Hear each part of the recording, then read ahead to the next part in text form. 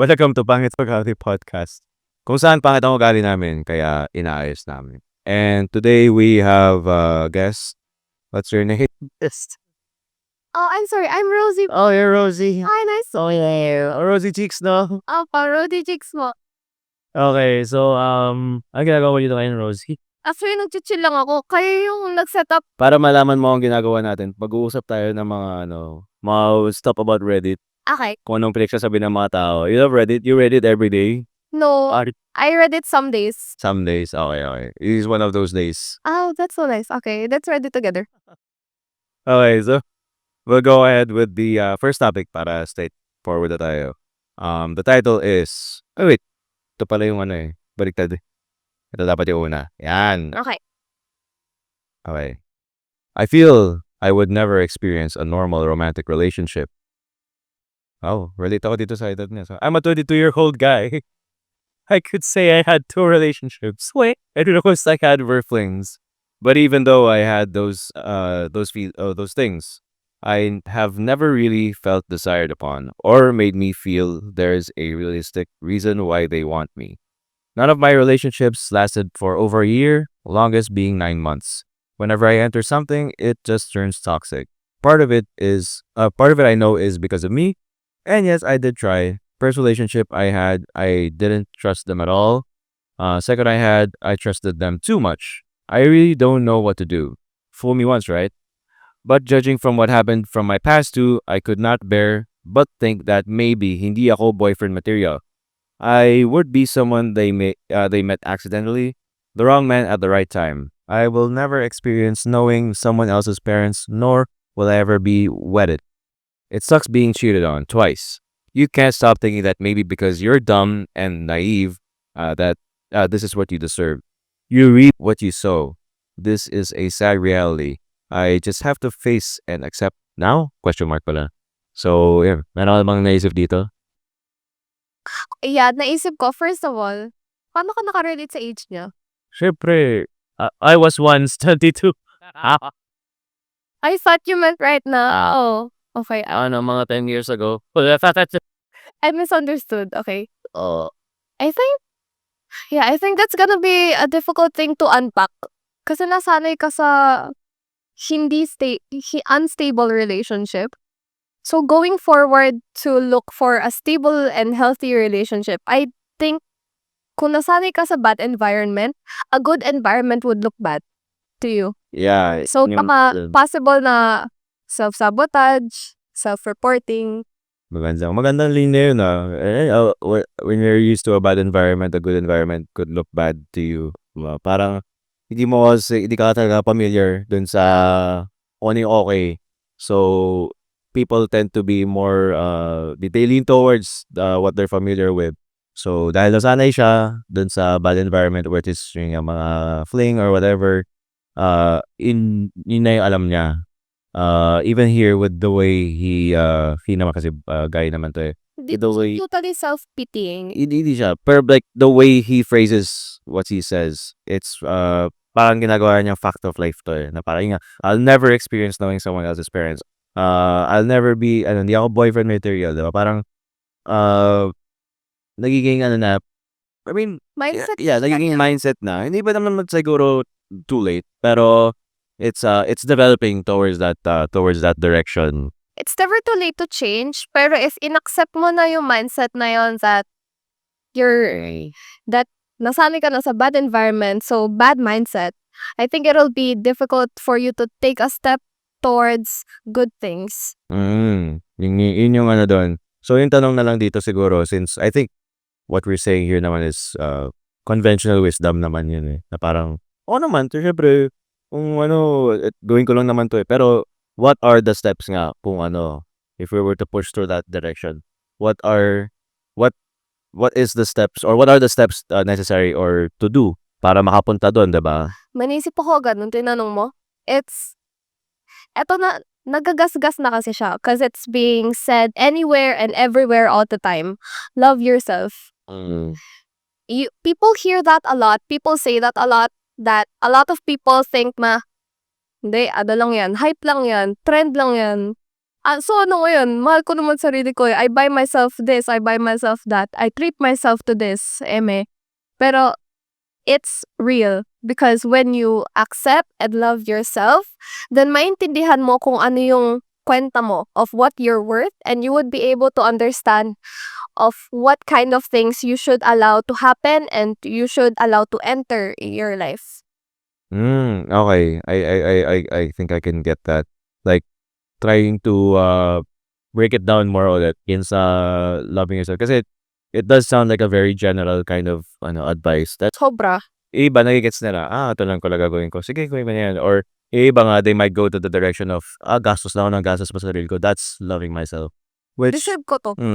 I mean, uh, feeling ko if kung gawin mo yun, tapos okay yung buhay mo, okay lang yun. Yun yung Nothing bad. yun yung, it's the results that speak for the actions. Ayun. So, if you pay for if you buy a lot of stuff sa sarili mo, tapos okay naman yung buhay mo, edi okay, that you're doing something good. Pero kung ginagawa mo yun, pero lahat ng nangyayari, parang ano ba yan? Wala pa ring maayos na nangyayari sa buhay ko. Maybe hindi yun yung tama. So, in this sense na parang kunyari, love myself. Let's say this example of this guy. I love myself. Sige, I'll go into a lot of relationships. Try tayo ng try. Pero yun, walang nag-workout na maayos. Maybe may mali dun sa ginagawa niya na hindi necessarily action itself is mali. Pero yung the way he's going about it is yung may baka The mali. interpretation. Yung interpretation dun. So, ang iniisip ko na lang dito usually is when you go and say, sabi nga, love yourself and do this, how would you know if you're doing the right thing? May naisip ka ba dun or ano? In what way? Ayun nga, in the way that, parang in a reflective way, yun yung inisip ko. So, parang, balik ulit tayo sa example nung mga, I buy myself things. Buy myself things. In the past naman, I've done it. Or kung whenever ko nagawa, sige, I'll try it muna. Okay, I try it, I buy myself, sabihin natin na laptop. Okay, Tangan. gusto ko yung laptop sabi ganyan. Anong nangyari sa akin dito? Ano yung ginawa niya para sa akin? Kung for work, okay, sige, naka-work ako, mas madali pa ako nagawa na work. Ano yung nagawa ng work na yun? Nagkapera ako. Ano yung nagawa ng pera na yun? Para bumili pa sa laptop or whatever. Kung doon ka na masaya, di okay. Pero kung ginagawa mo lang yun for the sake of it, baka hindi siya tama. Yun yung sinasabi ko doon na, Okay, I think you're leaning towards na loving yourself equals happiness. in a way, Yeah. in a way. But to love yourself, you gotta understand na may obstacles na you have to understand na meron kang shortcomings, you have bad sides. No one's perfect in the world. So, acceptance is desire mo? Cause you're saying na pagbili ko ng laptop, masaya na ako. So, it means na mahal ko na sarili ko. Well, more of, looking if that is the result. Hindi naman necessarily. A result, Yeah. but it's not entirely the conclusion. Hindi pa siya yung hindi pa siya yung Result lang final. siya. It's not the big picture. Kaya yun yung parang yun yung long run na na medyo trial and error kumbaga. It's like investment ba? It's not pa. Pero dun sa kung sinasabi mo naman dun sa happiness, actually naisip ko dun bigla is the loving yourself is also acceptance dun sa in a sense. Although that also could go down a dark path where yung nga minsan na parang I accept myself, wala na akong gagawin. Hindi ba na parang Okay. Here's the other side to loving yourself. Para alam mo that you're loving yourself in the right way, you would have to become uncomfortable with the fact that you love yourself. Kasi sanay ka sa mahal ko sarili ko in this way. If I do this, siguro mahal ko sarili ko, pero parang it feels weird. It doesn't feel right. But maybe the uncomfortable choice is the right choice. Kasi sabi nga nila, you gotta get out of your comfort zone to grow. So how would you say na you love yourself if you keep choosing the comfortable path? in this sense sa kanya yung comfortable path is yung go into relationships with specific kinds of people. For this guy, I Yeah. think, wait lang. Recap ko lang. Sige lang. I mean, kasi dito, wala siyang descriptor of the relationships that he has. It just turns out, it just turns The toxic. overview, yeah. Yeah. Pero I would have an assumption na lang, siguro para mas madali pag-usapan, na the types of people that this person, goes into relationships with may be similar to each other, na parang may specific type siya. May type siya. Oo, na, ay, I don't know, sabihin na natin yung ano, "I can fix her." Mga gano'n, kaya may problema. Kaya sabihin na natin kaya may problema kasi, "Oh, yeah, I can do this. Maayos natin 'to." Pero baka hindi pala yun yung maganda para sa kanya. Yeah, a lot of people don't realize na sa relationship of I can fix her, I can fix him. Yeah. Pareho sila yung problem dun eh. Tingin lang Tol nila yung sira yung may problem. Oo naman. No, because you think you could fix someone. You're not you're not God to put judgment and say na mali sila and I can fix them.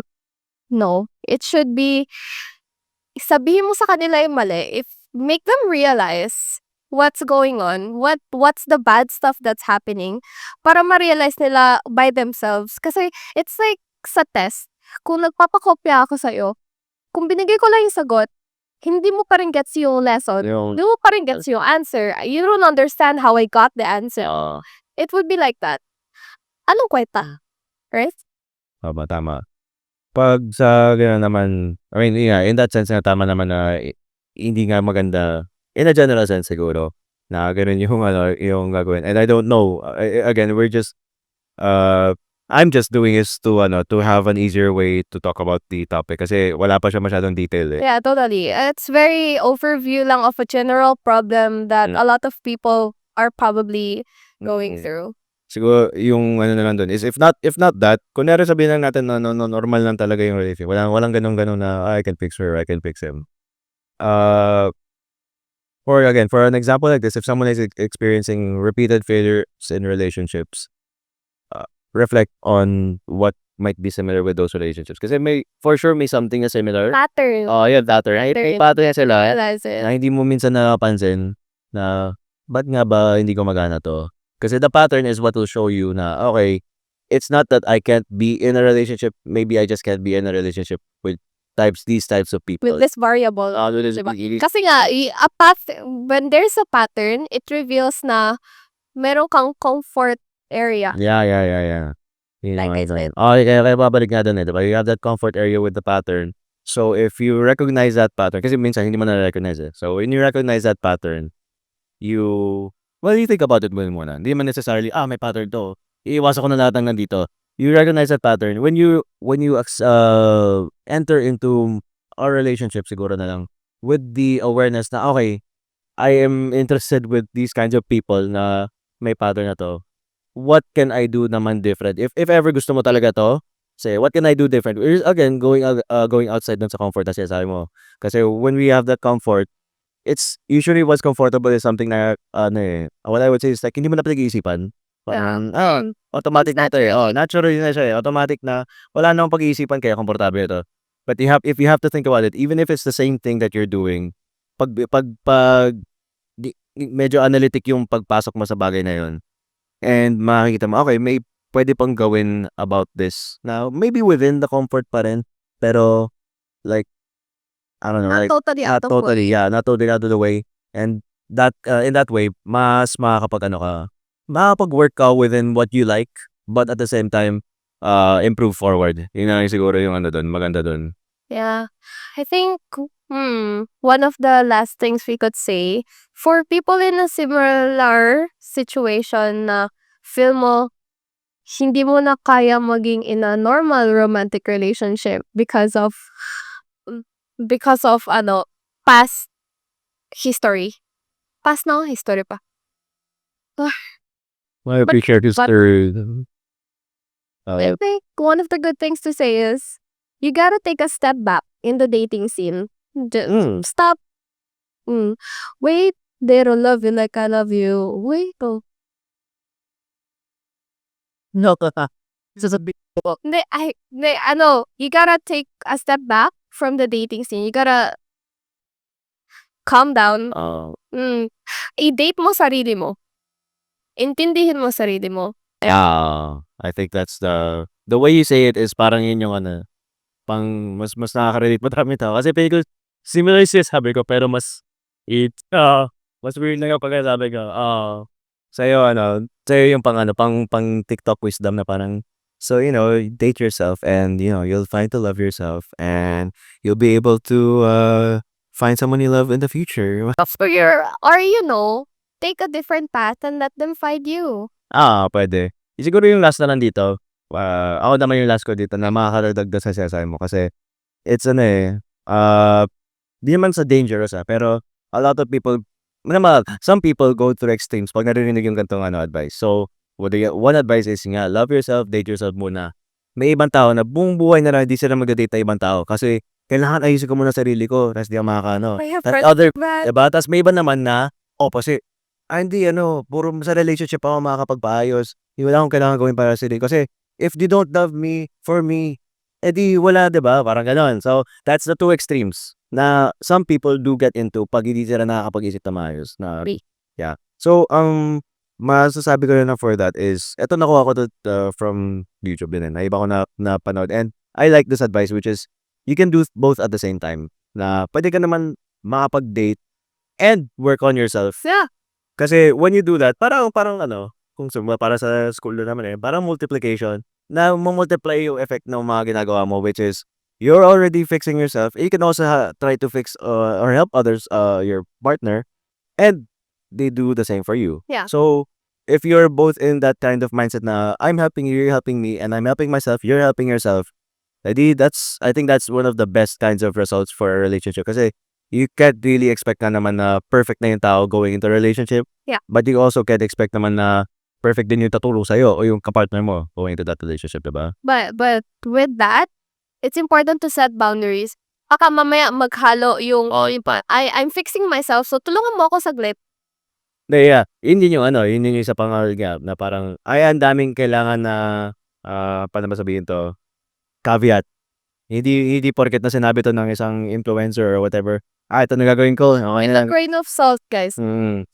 Maganda yan yung so, the three things siguro yun nga, you can help yourself, you can have a partner help you can help them, and they help themselves, and more the way I say it is more like, i-consent mo naman. Sabihin mo na, ito yung ginagawa ko o ito yung gusto ko sa relationship na 'to para alam mo naman din kung ano yung ginagawa ko or at least alam ko yung ginagawa mo para walang, "Ay, di akala ko tutulungan mo, ba't mo ginagawa?" So yeah, kaya nga, boundaries talaga. Boundaries, boundary setting talaga.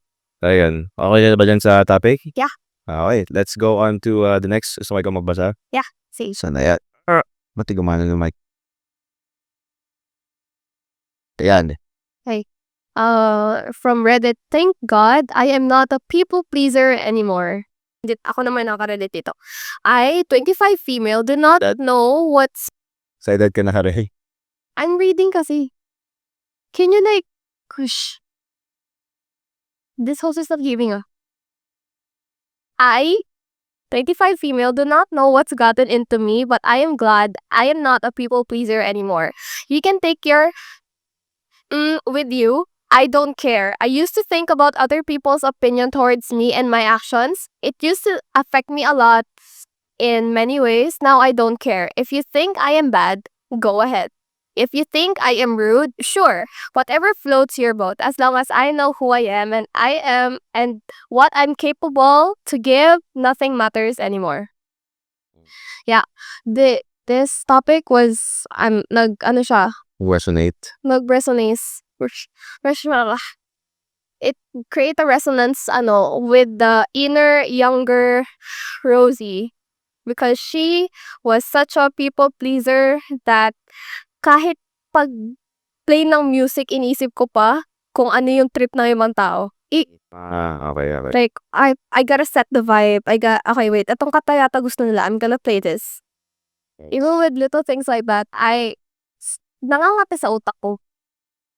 Okay. Maganda yan, kasi with this naman, I think a lot of people go through a lot of similar experiences na ganito. And maganda naman marinig, like even sa'yo, mamaya, i-delve pa natin doon na. Pero, hindi, may iba people din ako nakausap na ganyan, na dati, people pleaser ako, and then, somehow, biglang, hindi na. And yung ginagawa ko when I speak with people like this, is ginaalam ko ano yung ginawa nila. Kasi, maybe with that knowledge, doon naman makaka-help na others. Kasi it's so hard to talk to someone na nandun pa sa stage na yun na hindi hindi ko talaga matanggal sa isip ko na kailangan okay sa lahat or ma-please lahat, 'di ba? So, yun nga, do you recall ano ba yung nangyari? What was the moment that clicked for you that said, "Ayoko na maging ganito." Hmm. As a member of makalimot, I don't. Pero pero I can say with like full dignity, I am still in the process of not being a people pleaser. Pero ano siya, nakapag-progress naman na ako a little. I think, okay, wait. I think it's because of Zeke. Around the time I met Zeke kasi, he said something like, ano, I don't have time to give fucks to what other people think. Pwede. Non-verbatim. Dito di mo sinabi yung fox tas sabi mo kayo. Hindi, kasi siya kasi di ko kilala eh. Pero okay na. Kilala ko. Sisihin natin sa Signal. Oo, kasalanan niya.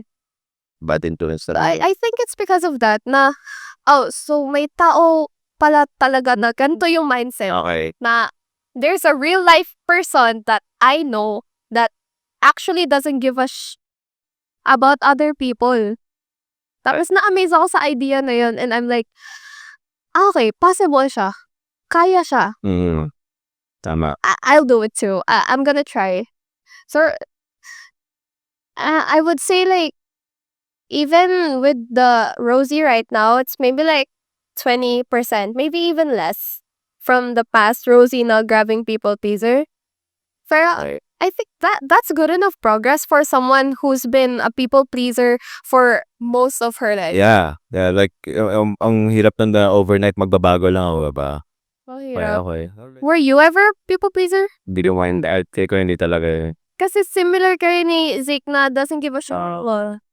Pero maganda yung kwento mo. Actually, kasi nga hearing what you're saying, may similar din yung narinig ko sa iba noon. Na it's not a overnight thing lang. Hindi siya bigla lang na, yun nga. Kaya medyo pa-joke siguro pag makikita sa ibang tao na sasabihin, what was the moment that snapped for you? Kasi hindi talaga nangyayari yun. Walang ganon. Usually, it's a build-up of experiences or like, parang kang ini-inception ng patagal na patagal na pwede pala to. Gradual change. Yes, yeah. And yun, may other person din ako nakausap dati. Actually, friend din natin na natuto rin siya kay Zeke. Or at least din sa IM. Na when they got into IM, they were like, pwede nga pala to. Pwede pala to na nag-ano yung mga tao. So, para siyang nagkaka-shift ka in perspective.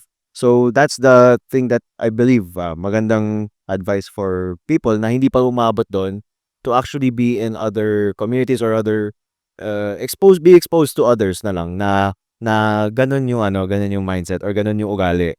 Kasi as long as you are within a community or a group na lahat kayo people pleaser or whatever or if you're nag-gaslight sa'yo, o diba? Ganun yun. Mahirap talaga maibago yun. But if you do see it na ganyan, okay, nangyari pala to. Pwede pala. Okay, sige. Try ko to or whatever. Like, just keep listening and hearing it para na malaman mo na may other options. It might not be, hindi naman necessary na parang, sige, gusto ko maging katulad ni Zeke na ganito talagang wala. Hindi naman necessarily ganun. Maging katulad. You have your own version na parang, okay, I won't give a fuck about this. Pero ito, sige, gusto ko may pake talaga ako dito eh. Like, kunwari sabihin na natin, sa example mo sa music. Wala, gusto ko talaga na pag-view sa music, hindi naman ako maarte sa music ko. Gusto ko yung gusto ng lahat para masaya tayo lahat, diba? Okay, sige, fine with that. Pero, I don't know, kung sabihin natin, pero pag magluluto ako, gusto ko yung pagkain na gusto ko. Kung ayaw niyo yung pagkain na lulutuin ko, di huwag na kainin, no, diba? Diba parang ganun? So, in that sense, you have your own version of it na not necessarily sabihin people pleaser, but, well, you're more pleasing yourself na, okay, I'll do this. Ano yung sabihin mo? Na-realize ko lang na there's a fine line between being accommodating and people pleasing. Magkaiba din talaga. Like, I cross that line a lot. Ay, Kahit ngayon. Paano? Wala akong maisip right now eh. Saan mo ngayon? Ha? Hindi, I mean like, na-realize ko yun. Na may fine line in between accommodating and people pleasing. But I can't think of an example right now. Sa akin, ako muna, hindi example necessarily, pero like in a way to describe it na lang. Like, you could be accommodating, do this for other people, and regardless of the results, you're okay with it. people pleasing is kung ginawa mo 'to para sa ibang tao and you rely on the results na parang, "Ay, okey ba sa'yo 'to? O ano, hindi ba?" 'Di ba? Dun siya nagbabago ng ano. Totally agree. Yun yung actually ngayon ko lang din naisip dahil sinabi mo, eh. Pero it makes a lot of sense, 'di ba? So you could be you don't need to be a people pleaser, but if you really want to like, siyempre ma-accommodate nga other people, I think that's good pa rin na you're accommodating, na it might not necessarily be 100% na, gusto ko baka sabihin mo gusto ko lang na pinaka-basic na lang sa gentleman, 'di ba? Gusto ko ano, eh, papasok ng kwarto ako papasok agad ako, pintuan muna, eh. Pero sabihin, "Hindi, I'll accommodate to the ladies." O sige buksan ko para sa kanila. Eh, parang yun na lang, yun yung pinaka-basic version na lang nun, I guess, na you're accommodating na lang doon. Kahit na baka hindi mo necessarily gusto, pero wala naman mawawala sa buhay mo kung binuksan mo para sa ibang tao, kahit hindi necessarily for ladies, for other friends na ipapauunahin mo and it's not that bad na gawin yun, 'di ba? So, in that sense, I think it's more of ano, eh, it's paano ba sabihin 'to? Parang dun sa pinag-usapan natin kanina, it's the extremes. So, the extreme of being a people pleaser is talagang wala kang pake sa ibang tao, which is could be bad sometimes na, "Ay, di wala kang pake Selfish ka. selfish Sarili ka mo na." lang ang iniisip mo. 'Di ba? So, being accommodating, I don't know if there's a better term pa, pero being accommodating is a good in between ng Yep. mga yon na I'm not necessarily being an asshole to you, but I'm not sucking up to you din naman, 'di ba? Na lahat ng bagay may ano pa rin, may limit, may limit 'yan. Parang dami ko nasabi, may mga dadagdag ka pa ba? Um, no, I think I'm good. It's just nice to see Na marami ka. posts na ganyan yung pino-point out and not just about toxic relationships, Oh, yeah. financial problems, Yeah, ganun. yung actually yung siguro madadagdag ko na lang dito is like, again, looking back on people na nakakausap ko kasi it's a really common problem with a lot of people. I don't know kung tama sabihing problem, pero yeah, pinoproblema ng ibang tao na they're a people pleaser. And some people, they don't know what to do about it. Parang they know na parang, "Ay hindi, dapat hindi ako maging ganito." Pero hindi ko alam paano, 'di ba? So, siguro to recap lang ulit, yun, what I would suggest is open yourself to other people na iba yung mindset. Listen to them na parang, "Ano ba yung ginagawa nila? Could this apply to me? Maybe not. Okay, sige, hindi." Know then when you could be accommodating lang, not necessarily people pleasing na, "Okay, gagawin ko pa rin 'to, pero whatever the results may be, I'm not gonna, Content lang. maging content ako sa results. Hindi ako magiging reliant sa na kailangan masaya 'to, Yeah. kailangan okey 'to." Kasi, kasi ito yung naalala ko sinasabi namin ni Zik din na ano, eh, parang know that you are powerless sa results. And in this case, sa results, know the times when you're powerless. So here, you are powerless sa results. You have power over what you do. Yeah. Pero the outcome of what you do, wala ka ng ano dun, wala ka ng control din, eh, 'di ba? So, know that you don't have the control over that and accept mo na lang, "Okay, wala akong magagawa dun, so I'll accept that. What do I have power on? The next time or whatever next time na gagawin ko, dun ako meron magagawa." And if you have knowledge of that, mas may ano, siguro mas may magandang kalalabasan, 'di ba? And I think yun na yun, in a general sense. Wala na akong maisip din. Ah, i-recap na lang din natin yung just to say it clearly, yung nasabi mo kanina because you've pointed that out very well. Pero feel ko nailalim na sa, which is, accommodating is, regardless sa result, happy ka. Or okay ka na dun, Oo. regardless sa results. And people pleasing is, happy ka, depende sa results. Yeah. You're really dependent on results. If you're a people pleaser and you wanna see your progress about this people pleasing concern, tanongin mo sarili mo kung masaya sila, tas tsaka lang ako masaya, then probably Meron kang problema na ganyan. Doon ka na maghanap ng sa your problem. Hindi, doon ka na maghanap ng tulong na parang, "Okay, di ko pala ano 'to." Okay, Kasi may ibang tao sasabihin na, "Hindi, wala lang 'to." yeah. Wala lang eh. Pero pag na-realize mo yun, "Shit, kailangan ko pala ng tulong, kailangan ko ng Zixo." Ta's ganun bigla. Pero yan, move na tayo sa next topic pa. Sige, last topic na tayo dito, mga baba. Okey, ikaw magbasa ikaw. Oo. Jack and Boy tayo. Ano, sabay? Jack Sabay and Boy. tayo. Jack Okay. and Boy. Okay. Ayan. Go. Grief is so weird. Grieving is so weird. It's like mourning for a person who didn't left the earth. Huh? Who didn't leave Earth. But then you know that it will never be the same after. We grieve for the person we lost, but all their traces left us with a huge hole in ourselves. Parang isang malaking parte yung nawala, sa'yo yung nawala. Pero yung mga bagay na iniwan niya sa'yo, andyan pa rin. Andito pa rin yung mga bagay na binigay nila, yung mga painting na ginawa namin together, yung mga pictures na tinake sa mga photo booths, yung mga collages na binigay sa'yo just so you can call it your children. What do you mean kaya na... What do you mean kaya na niya nawala? Kaya na niya nawala ako. Ben? He is my person. I was his. What do you mean he's fine without me? I can't even physically function without having him near me. How is it so unfair na he's totally fine and I'm here picking up the pieces he left? How can you book so much? You claim you love... sobrang nakakayak natin. You love Phantom being completely okay. Paano mo nagagawang parang okay lang yung lahat?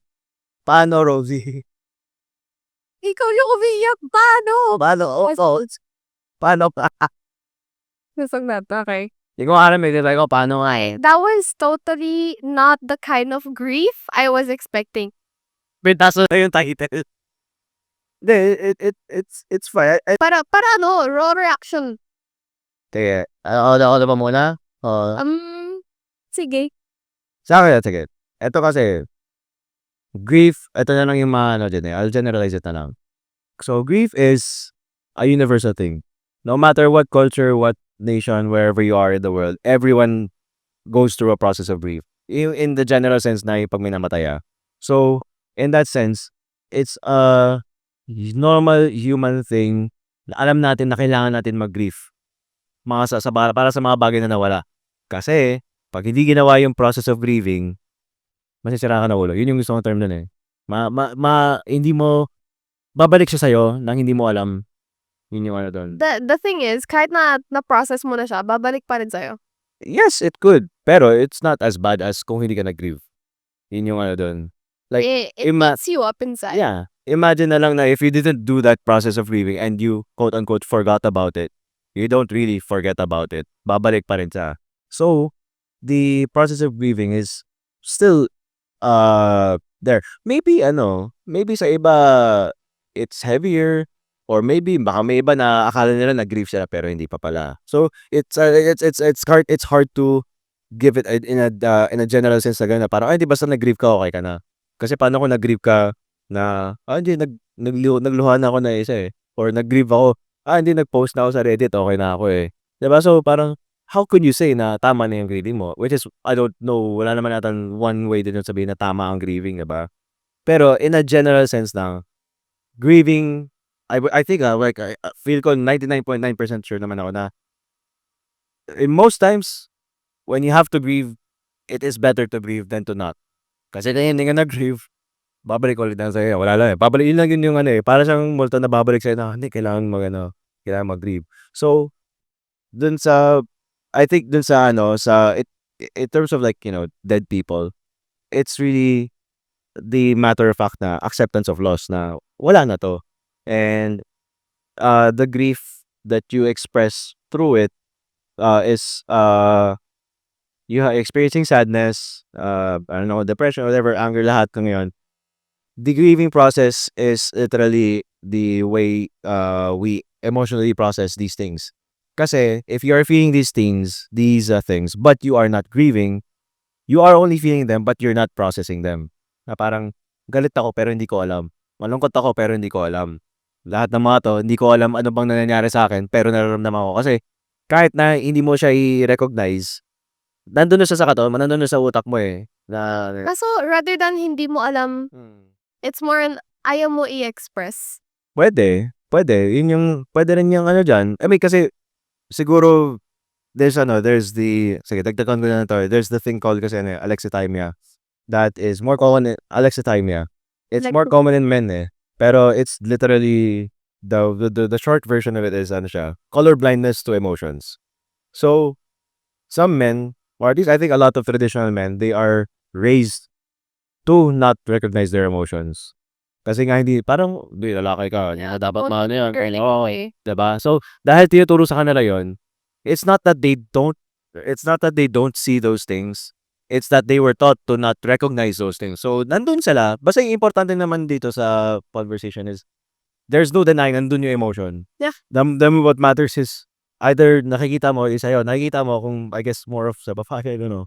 Kung nakikita mo, pero you're ignoring it, or, di mo talaga alam, pero nandun siya, kaya mas lalo ka pang, parang, what the fuck is happening? Parang, may mga tao na ganyan na parang, ay, ba't ako naiiyak? Di ko na maalam, wala naman akong ginagawa dito. Because you don't recognize Yes, the emotion. Yeah, you don't recognize. So, in that sense, tama dyan, matama yung si OP dito, na grieving is really weird.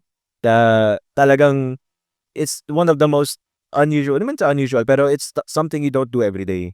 Naman, di ba? Weird naman siguro kung araw-araw ka nag-grieve, diba? Na, kailangan mo gawin yun.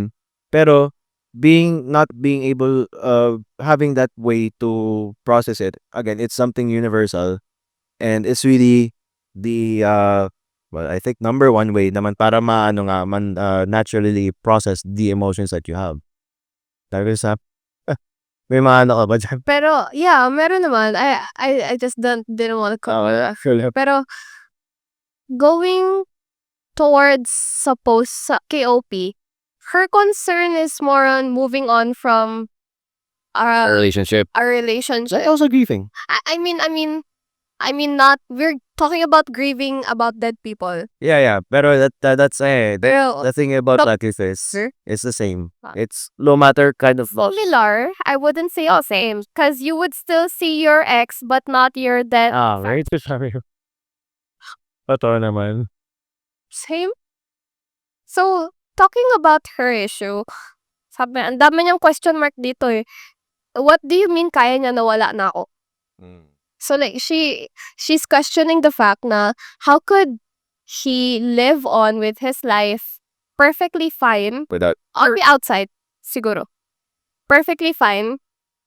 Pero she's at home crying, not eating, not sleeping. She doesn't understand kung paano yun nangyayari. So I think one of the ways to understand, to like cope with the breakup, cope with losing a partner, it's to, it kind of sounds bad, but reminisce on the good memories. For me, reminisce on the good memories. it's also grieving. And understand na there's not gonna be new good memories.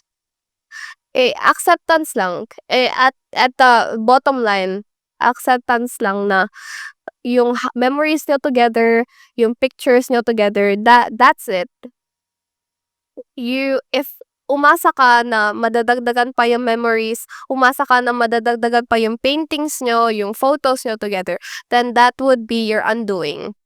That would be, the opposite of processing that what happened. It would be rewinding. Oo, you're rewinding it. Like, yung dito nga, diba, kaya siya grieving talaga. Kasi parang, it's the questions that she has here, yung na kaya niya wala ako, that he's fine, ganyan. It's stuff that people ask na, it's in the similar sense na parang, yung question sa patay, parang, it's stuff na hindi ka makapaniwala. Wala yan, namatay. What do you mean wala na siya? What do you mean hindi na kayo magkikita? In a literal sense, to magkikita? Dito naman, what do you mean na okay na siya na wala kami? Yeah. It's going through the similar steps na lang na accepting these facts as reality. Kasi alam naman niya, diba? Yun naman dito, alam naman niya na ito na talaga yung totoo. But parang nagka-catch up yung emotions mo sa utak mo eh. Like, logically, alam mo totoo to. Pero just because you know something logically doesn't mean you already accept it emotionally. So, as again, the OP, totally tama na yung title niya. The grief is so weird talaga. Have you gone through The relationship na ganyan? a breakup na ganyan? Kino-question niya. Sa akin, yung sa first na ex ko nun, it was actually kind of reverse. Parang, bago kami nag-break, nagkakakita na ako ng signs. Like, may other guy kasi siya yun. So, parang, it was like a whole month before Na parang nagtatanong yung mga tinatanong niya parang tinatanong ko talaga parang, "So, ano mas gusto ba niya 'tong guy na 'to?" Ganyan, whatever. And parang iiyak ako gabi-gabi, whatever. So, parang pina-process ko talaga yun na by the time na nung parang ano yun, umabot kasi yun like 1 month until sa anniversary namin. Anniversary namin magkasama kami, like we were in bed and parang magkatabi lang kami natulog na gano'n. Tapos sabi ko, wala na talaga 'to. Parang dun ako nag-accept na talaga, wala na talaga 'to. Kasi the whole time talaga parang isipin mo 1 whole month na parang walang walang intimacy at all. And I was like processing that. So, saka naman nagkaroon na ng head start. So, by the time na nag-break ako sa kanya, kasi ako na yung mag-break na, sabi ko, 'pag wala talagang intimacy, wala dito, wala na talaga. And yun yung pinakita niya. So, ako na yung nakipag-break. And nung nag-break na kami, I'm like, okey na ako kasi ito na, inunahan ko na yung pagpo-process ng emotions ko, eh. Hindi ako yung nagulat in a way.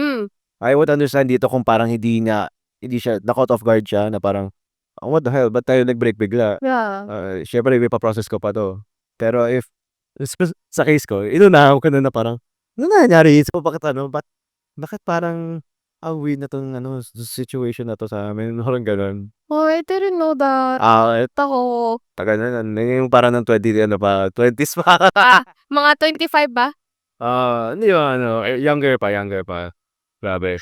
Pero yun, bakit sa'yo ba may ka? An May ganyan ka rin ba? Similar, Oo. pero not totally. Wala namang ibang tao or may Love lang? or at least hindi ko na-confirm na may ibang tao. Sabi biglang may chika. Hindi naman kasi ako yung FBI girlfriend, na I feel ko may ibang babae. No, I'll choose to believe the good na they were cheated before, so they wouldn't want that to happen to other people. It's the logical. So, I'm gonna think na he wouldn't do that to me. So, hindi ko i-consider na may third party. Pero, it feels like similar sa'yo na parang it doesn't feel like a relationship anymore. Parang it's kind of withering. Parang you felt it on the way bago mag-end? Papunta na sa finish line. Okay. So, ang ginawa ko, hindi ako nakipaghiwalay. Petty kasi ako, eh. I let them, I gave them time to, like, grab balls and sila yung maglakas loob makipaghiwalay. Kaya sabi ko similar tayo na para tapos na, tinapos mo. Ako, para tapos na, bilisan mo. Kasi, alam mo yun, you're the one that's falling out of love. Ikaw yun, not me. So, bakit ako yung makikipaghiwalay? No. No. Maghanap ka ng lakas loob. Be a freaking woman and do it. Pakisipin nila lesbian kayo, sexy. Lalaki. Hindi, kasi sabi nila, be a man and do it. Be a woman and do it.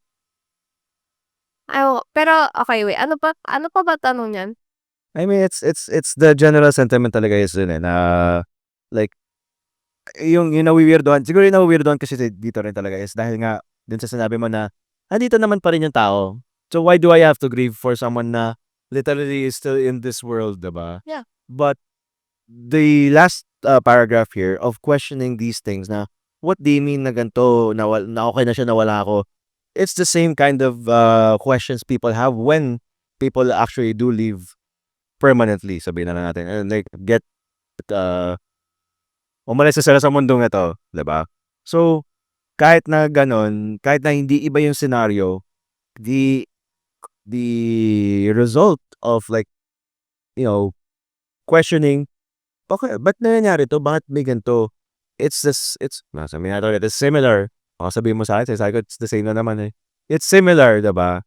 It's similar. So, talagang it's a fact of life. Like, that's the sad part of it. Pero, the good part, I mean, it's a sad part na sabihin mo yung fact of life. Pero, the good part, sabihin ko na the fact of life din is, you'll get over it. As long as you do grieve properly. Yeah. Like, yun yung doon. If you don't do that, siguro yun yung parang delikado talaga na hindi ka makamit.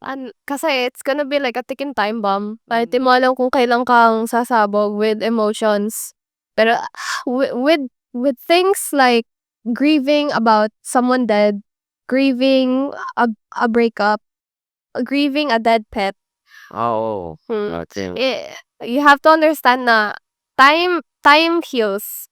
Yeah. I've been through different kinds of grieving and time heals you, but it's not gonna be ano siya, magkakapeklat siya kumbaga. You're not gonna totally heal na parang hindi siya nangyari. You gotta understand that it happened, then that, yeah, yung peklat is a sign of it happened, and you just gotta learn and love the memories from Yeah. ano eh. Yan naisip ako dyan eh. Actually, it's parang double-edged sword na yun. Double-edged sword siya eh. Tape. Double-sided tape siya eh. Na, alam mo yung ano, you only experience grief or at least you feel the sadness that needs grief because you know that you cared about something, diba? Yeah. So, sabihin natin sa pets or relationship or whatever. Sige, sabihin natin, okay, how do we avoid grief na lang? Okay. Huwag ka magmahal. Definitely, yun. Never care about anything, never do anything that you would care about kung nawala. Yan yung parang the best eh. Sabi mo, sige, the best, ayoko na maka-feel ng grief kasi ang lungkot eh. O sige, never have anything that you would care about. Kung ginawa mo yun, wala, yun talaga yun. That's the opposite of having this double-edged sword. But, knowing lang talaga na, okay, if I do love, if I do care about things, there's always the chance na mawawala yung bagay niyan. Either through natural causes, ngayon, kunyari pet na namatay, or a relationship that didn't work out. It's the risk that you have to take if you want to feel love, if you want to feel these things. Kasi, if you don't want to feel these things, the best answer I could give is huwag ka magmahal. Diba? Yeah. Yun eh. So ano, pipili mo? Huwag ka magmahal and never feel grief, or love and take the risk na chances na mag-grieve ka sometimes, maybe few times, ganyan, diba? So, what do you think is a better option there? So, guys, yung tinatanong niya kasi it's, gusto mo ba maging main character or yung start ng villain era mo?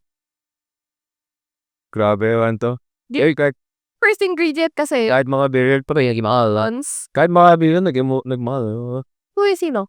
Si Tana. That's okay. Ma'am, ito yung share ko na kasi lumipas na yung moment eh. Kanina di ba tinanong mo ko, when was the moment na nag-snap sa'yo? Nung nag-snap si Taros? No, I don't want to please half of the world anymore. Minyan. Hasan ako? Dito ako sa podcast. Hindi, pero ko, wala naman, I mean, meron ka pa ba madadagdag doon? I don't think so. I think my last words would be, yung time heals, and, okay, wait, ito. When you're healing from something, huwag mo sabihin sa sarili mo na, gagaling ako, I will heal. Makakalimutan ko na to and I will be okay. I think that sends a bad mindset. It sets a bad mindset kasi gusto mo kalimutan nangyari. So you will go about your life pretending it never happened. So kung ano yung nangyari sa'yo, hindi mo ma-learn yung lesson sa nangyari sa'yo. So what you say to yourself when you're healing is, I will get better. Because that's a more realistic setting. It's a more realistic goal na I will feel better tomorrow. I will feel better tomorrow kesa sa okay na ako bukas. Siguro ano lang din doon is time heals, but you also heal yourself. Like you help help yourself. Wag mo lang sabihin na, wala, okay na yan. Ko na yun. Oo, dito na ako, mananyari yan. Kasi sabi naman ni Rosie, time heals. So, tingnan ko na lang yung oras. Isang oras na ba? Hindi pa rin lagi mali si Rosie. Ang sabi ko, grain of salt, di ba? Pero yun, I think we're good na dito na. Okay, sige. Bago tayo mag-end, may gusto ka bang i-plug, Ms. Rosie? Follow me on Instagram, Rosie Cheeks. Spelling. Rosse Cheeks. Yan, okay. And, kung saan-saan pa mahanap nyo, kung mahanap nyo si Rosie Chicks. Kung mahanap niyo ako, ganyan ka. Di kayo basta.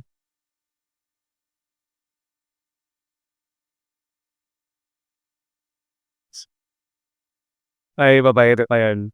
Yun yung para sa fans niya. Babae na babae. Hey, thank you for watching Pangit Ugali Productions. Ay, Pangit Ugali Podcast kung saan Pangit Ugali namin. Kaya, ano mo na ba yung sabihin?